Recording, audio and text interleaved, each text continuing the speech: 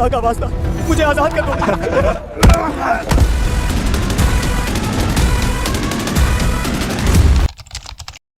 আজ আমি আপনাদের সামনে এমন একটি কাহিনী বলতে যাচ্ছি যা শুধু ইতিহাস নয়, বরং একটি সতর্কবার্তা। এই কাহিনী এমন একটি জাতির গল্প যারা এত বেশি পাপে ডুবে গিয়েছিল যে শেষ পর্যন্ত আল্লাহ তাদের পুরো শহর ধ্বংস করে দিয়েছিলেন।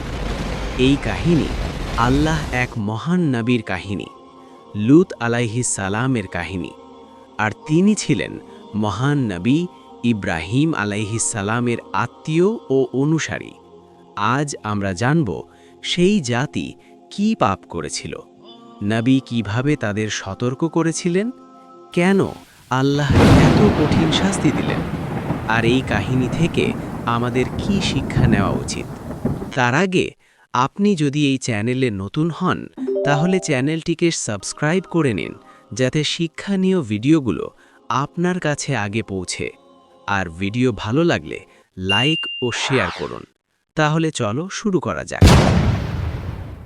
হাজার বছর আগের এক শহর। হাজার বছর আগে এক জনপদ ছিল। সেই জনপদের নাম ছিল সদুম। এটা ছিল খুব সমৃদ্ধ একটি শহর। সেখানে ছিল সুন্দর বাগান, উর্বর জমি, বড় বড় বাড়ি, ব্যবসা বাণিজ্য। মানুষদের কাছে সব কিছু ছিল, কিন্তু একটা জিনিস ধীরে ধীরে হারিয়ে যাচ্ছিল, আল্লাহ ভয়। যখন মানুষের হৃদয় থেকে আল্লাহ ভয় চলে যায়, তখন সমাজে শুরু হয় পাপের বিস্তার। সমাজে ধীরে ধীরে পাপের বিস্তার। শুরুতে কিছু মানুষ গোপনে পাপ করত, কিন্তু ধীরে ধীরে সেই পাপ ছড়িয়ে পড়ল পুরো সমাজে।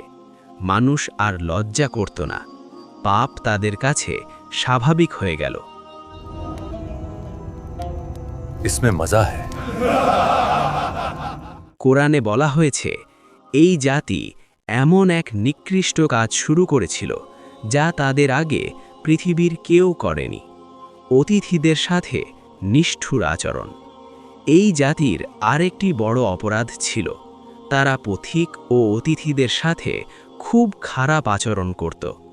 যদি কোনো অপরিচিত মানুষ শহরে আসত, তারা তাকে অপমান করত, কখনো লুট করত, কখনো তাকে কষ্ট দিত।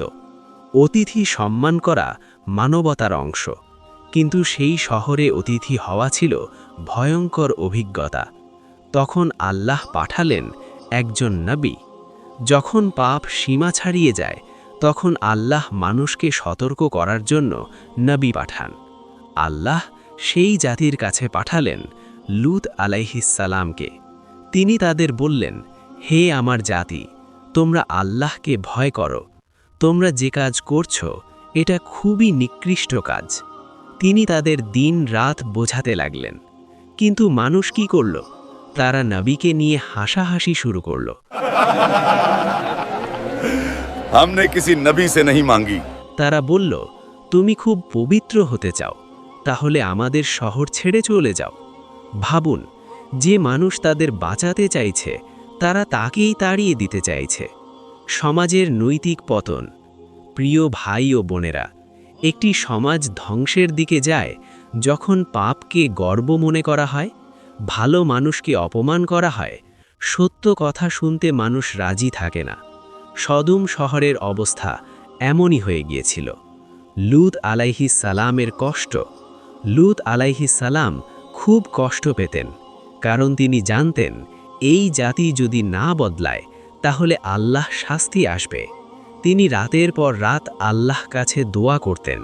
তিনি চাইতেন মানুষ যেন তওবা করে। আল্লাহ পক্ষ থেকে ফেরেশতার আগমন। একদিন আল্লাহ কিছু ফেরেশতা পাঠালেন। তারা মানুষের রূপে শহরে এলো। লূত আলাইহিস সালাম তাদের দেখে চিনতে পারেননি, কিন্তু তিনি তাদের অতিথি হিসেবে নিজের বাড়িতে নিয়ে গেলেন, কারণ তিনি জানতেন এই শহরের মানুষ অতিথিদের সাথে খারাপ আচরণ করে। শহরের মানুষের ভিড়। খবর ছড়িয়ে পড়ল লূত আলাইহিস সালামের বাড়িতে সুন্দর কিছু যুবক এসেছে। के घर उसके मेहमान आए हैं, फौरन मेरे साथ आओ। তখন শহরের মানুষ দল বেঁধে সেই বাড়ির সামনে এসে জড়ো হলো। তারা দরজায় ধাক্কা দিতে লাগল। লূত আলাইহিস সালাম ভীষণ উদ্বিগ্ন হয়ে পড়লেন। তিনি বললেন, তোমরা আল্লাহকে ভয় করো। কিন্তু তারা শুনল না। তখন ফেরেশতারা নিজেদের পরিচয় দিলেন।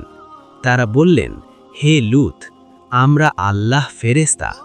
তারপর তারা বললেন, এই জাতির জন্য আল্লাহ শাস্তি নির্ধারিত হয়ে গেছে, শহর ছেড়ে যাওয়ার নির্দেশ। ফেরেশতারা বললেন, তুমি তোমার পরিবার নিয়ে রাতেই শহর ছেড়ে চলে যাও। আর বললেন, কেউ যেন পিছনে তাকায় না, কারণ শাস্তি খুব ভয়ঙ্কর হবে। সেই ভয়ঙ্কর রাতের অন্ধকারে লূত আলাইহিস সালাম তার পরিবার নিয়ে শহর ছেড়ে বের হয়ে গেলেন।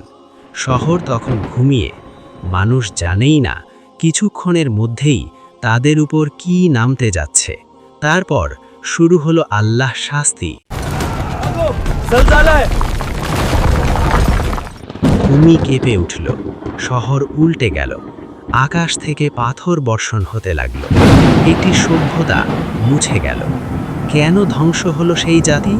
কারণ তারা কয়েকটি বড় অপরাধ করেছিল। 1. চরম নৈতিক পাপ। 2. পাপকে গর্ব করা। ये नया रास्ता है, इसमें मजा है। 3. নবীর কথা অস্বীকার করা। 4. সমাজে অন্যায় ছড়িয়ে দেওয়া। আমাদের জন্য শিক্ষা। এই কাহিনী শুধু অতীত নয়, এটা আমাদের জন্য শিক্ষা। পাপকে কখনো স্বাভাবিক ভাবা যাবে না। সত্য কথা শুনতে হবে। আল্লাহ সীমা লঙ্ঘন করা যাবে না। শেষ কথা, প্রিয় ভাই ও বোনেরা, লূত আলাইহিস সালামের কাহিনী আমাদের মনে করিয়ে দেয়, আল্লাহ ধৈর্য ধরেন, কিন্তু যখন মানুষ সীমা ছাড়িয়ে যায় তখন শাস্তি আসে। আল্লাহ আমাদের সবাইকে সঠিক পথে থাকার তৌফিক দিন।